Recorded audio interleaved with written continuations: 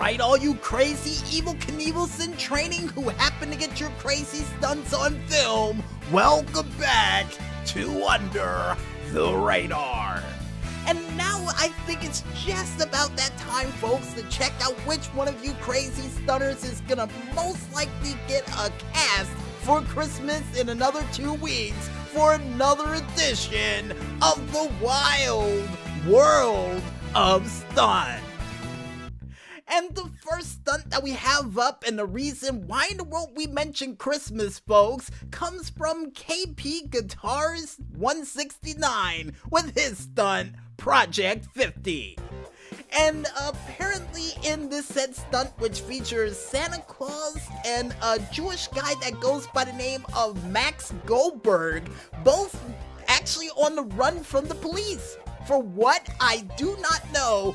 But all I do know, folks, it leads to an epic showdown on the top of Mount Chiliad between these two guys who decided to team up to run away from the law, only for Max Goldberg to get pushed off of the mountain by Santa Claus, and for Santa Claus to jump off himself, turning both of them into makeshift cheerleaders, and for Santa Claus to be the only one to get a, I guess, parachute for Christmas. So Max Goldberg didn't get a parachute for Hanukkah, causing him to fall to the ground and end up with several different contusions and a concussion, and according to the doctors, also ended up like Inspector Gadget, while Santa Claus flew away with an Uzi in hand, pointing in a cool pose to try to shoot at the police before the video gave out.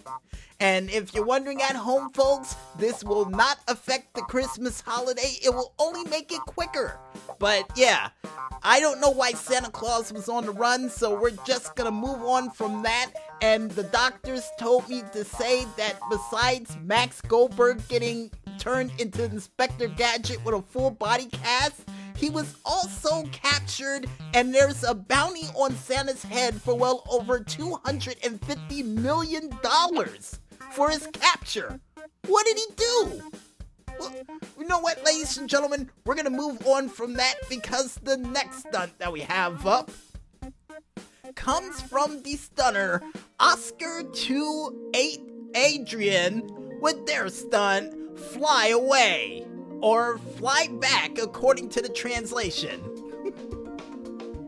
And in this says stunt, the two motorcyclists trying to run from the cops. Is that a theme for this week? People trying to run from the cops, Maestro? It is? Sort of. Right.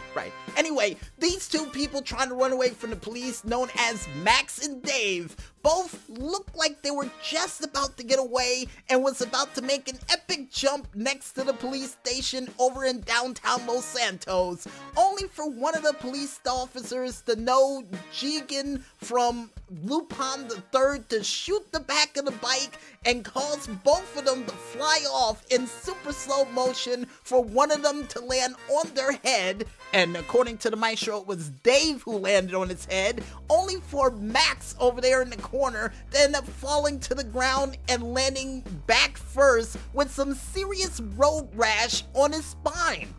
Ugh. So, no broken bones according to the doctors, but apparently a lot of road rash and especially a concussion. Oh, but wait, according to the doctors, apparently Dave, who landed on the ground head first, has suffered a severe trauma to his C6 bone in his spine. Ugh, that sucks. I know what that feels like personally, so get well soon. Hopefully you're able to recover. Just say that much.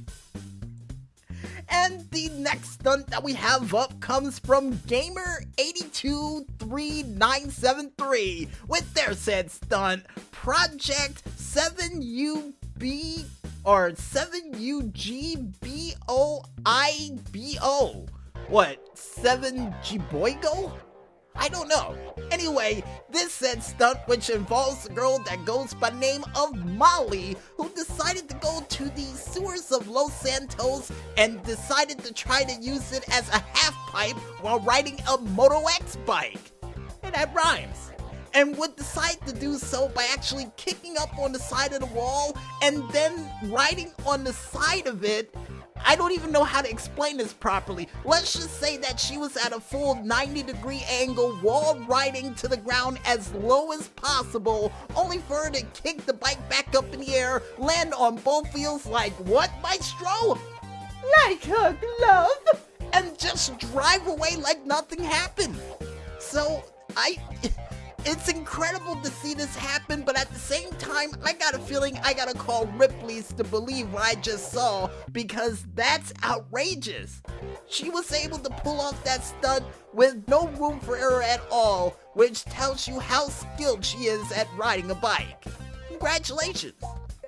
And the next stunt that we have up, speaking of somebody with some very impressive skills, comes from the stunner Pala Skin with his said stunt, one scene from the movie.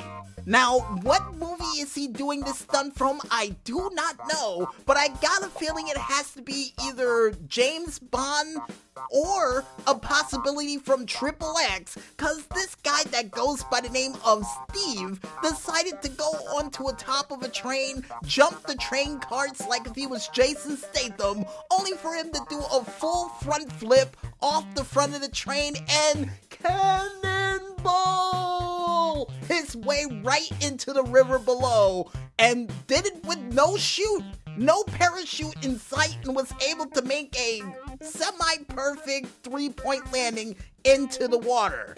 And according to the doctors, he did suffer some bruised ribs and a broken wrist from this said stunt. Ugh. He's lucky that's all he got from that high fall from the top of that bridge. And not to mention, to be able to do it without a helmet or any form of safety equipment, this guy is a future stunt choreographer in the making. Neither that or a maniac of some sort. You know, we'll leave it to you to decide at home, folks.